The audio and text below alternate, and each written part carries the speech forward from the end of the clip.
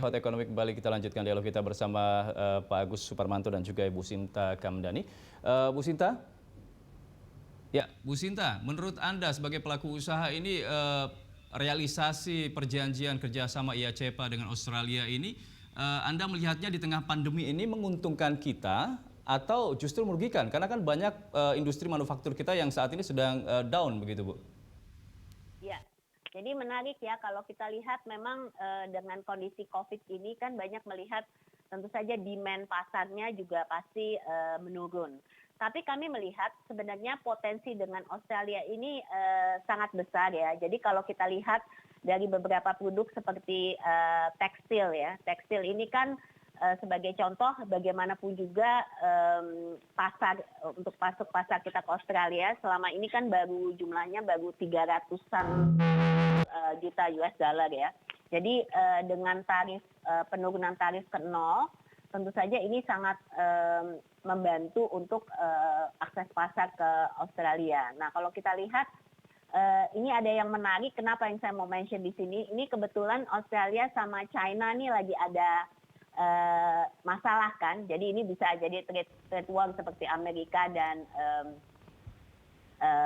China. Jadi ini ada satu potensi yang selama ini mungkin kita nggak lihat bahwa dengan adanya permasalahan antara China dan Australia, kita juga bisa mengambil alih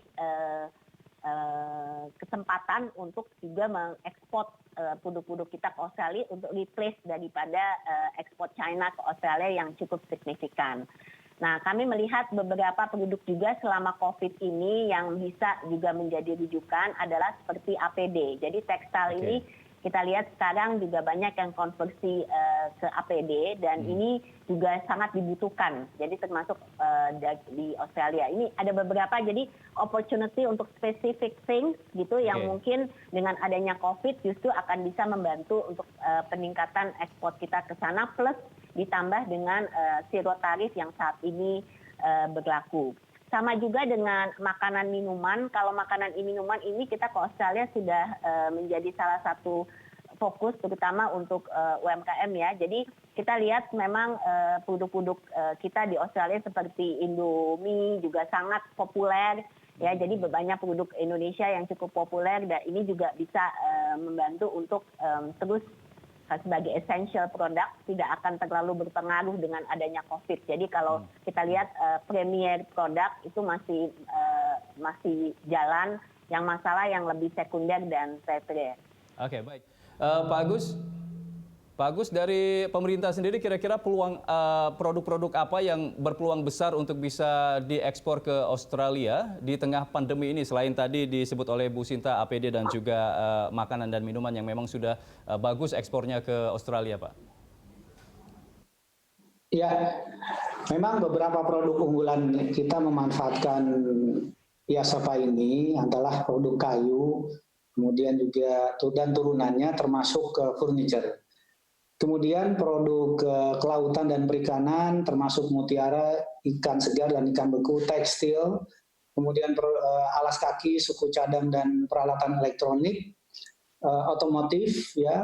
Kemudian juga tadi disebutkan makanan dan olahan. Memang sebenarnya Indonesia juga memiliki potensi ekspor buah-buahan dan kita hanya perlu menyesuaikan standarisasi yang mereka sedang diterapkan dan ini kita akan minta bantuan Australia untuk kita bisa penuhi. Nah hal-hal seperti inilah karena saingan kita mungkin dari Thailand tapi karena Indonesia dekat dengan Australia produknya juga kita sangat baik dalam khususnya buah-buahan ini dan itulah salah satunya. Meningkatkan standarisasi sesuai dengan apa yang diinginkan oleh Australia ini apa yang dilakukan oleh pemerintah Pak? Produk-produk atau strategi seperti apa yang dilakukan pemerintah agar standar kita ini sama seperti yang diinginkan Australia? Ya, kita akan membina pelaku-pelaku usaha, baik itu kecil dan menengah, ya, ini untuk bisa mengekspor ke Australia. Nah, nanti memang kita juga akan minta bantuan juga bagaimana standarisasi yang diinginkan sesuai. Nah, inilah gunanya perjanjian ini kita saling berkolaborasi. Ya, tapi memang tidak hanya buah-buahan saja, sektor jasa pun ya saat ini juga ini sangat potensial. Sehingga juga ini mengenai jasa-jasa ini dan investasi. Sektor jasa juga menjadi peluang begitu, Bu Sinta. Bagaimana Anda melihatnya untuk sektor jasa? Bu Sinta? Lihat jasa sebenarnya kan Indonesia justru surplus ya. Jasa kita kalau ke Australia itu justru kita sekarang surplus. Kalau goods kita defisit, tapi kalau jasa ini kita justru ada sedikit surplus. Jadi kalau jasa, halo? Sinta? Jasa ini kita ada surplus sampai 1,7 billion US dollar ya untuk jasa. Nah, kalau kita lihat memang potensi di jasa ini sangat besar, terutama karena kita bicara soal tenaga kerja ya. Jadi ini juga kesempatan untuk kita pertama, kalau kita bisa lihat dari hasil utama IASIPA, ini kan kalau jumlah pertama working dan holiday visa saja sudah dinaikkan ya. Jadi ini membantu tadinya dari 1.000 sampai 4.100. Jadi ini cukup juga kita juga ada development skill ya. Jadi skill exchange kita dari awal dengan early outcome. Early outcome itu adalah perjanjian awal even sebelum perjanjian itu selesai, kita sudah mulai ada program-program seperti skill exchange, vocational training, dan yang lain-lain.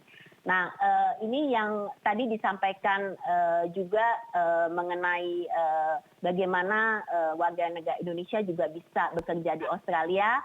Saya rasa ini juga kesempatan, kalau tadi dikatakan mengenai skills, ini saya rasa Indonesia ini kan sebenarnya cukup banyak yang bisa kita, kalau kita bisa train untuk kita bisa ekspor lebih banyak ke Australia ya. Jadi ini mungkin sesuatu yang jasa saya rasa potensinya sangat besar, terutama untuk supporting di telekomunikasi, profesi engineering, telekomunikasi maupun perawat. Jadi banyak sekali aspek-aspek jasa. Nah, mungkin tadi saya mau tambahkan juga yang Pak Mendak sampaikan mengenai potensi import kemudian produksi di Indonesia dan ke negara ketiga. Itu kemitraan economic powerhouse, saya rasa saya perlu tekankan karena itu sangat-sangat penting buat Indonesia pada saat ini.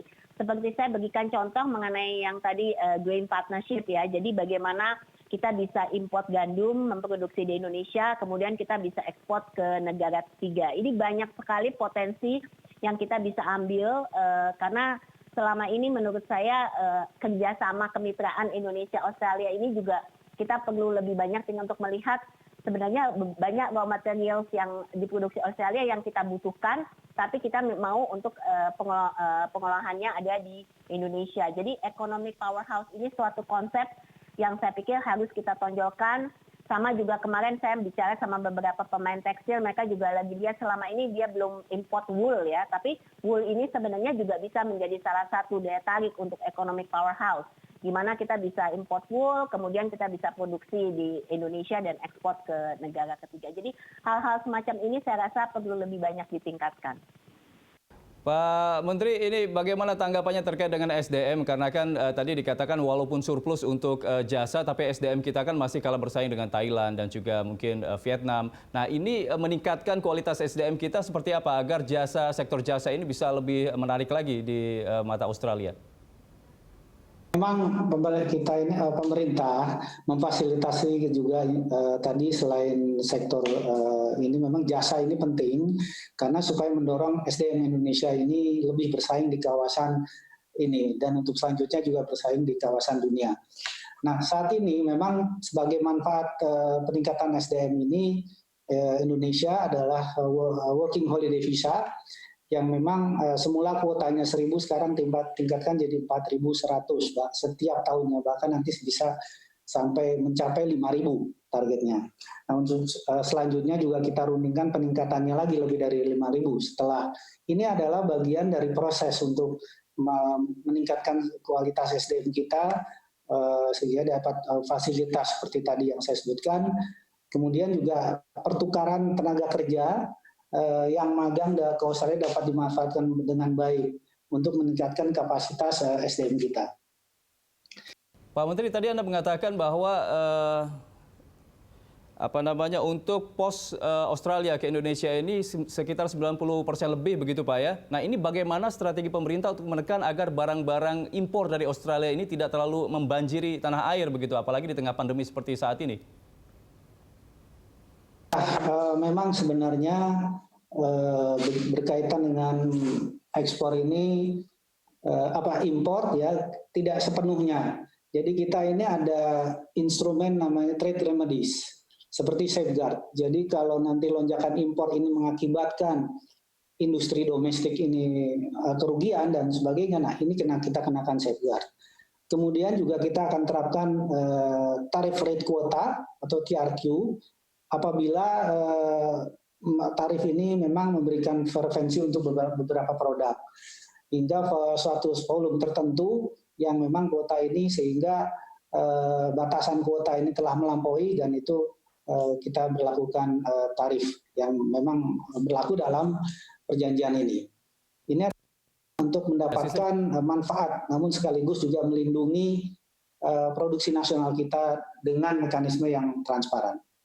Ya, ada sistem kuota dari Australia untuk diekspor ke Indonesia. Nah, ini sebaliknya seperti apa? Apakah kita ketika barang kita diekspor ke Australia ini juga ada sistem kuota juga di Australia, Pak? Semuanya hampir sama ya, tidak ada yang memang tidak berimbang. Rata-rata ini kan semuanya berimbang. Artinya kita juga akan menekan bagaimana kalau kita sekarang defisit, kita akan meningkatkan juga ekspor kita supaya defisit kita berkurang. Nah, begitupun sebaliknya dari Australia. Nah, perjanjian ini kan memang saling menguntungkan, membuka akses pasar supaya para pelaku usaha juga memanfaatkan situasi ini sehingga dunia usaha kita ini semakin sejuk.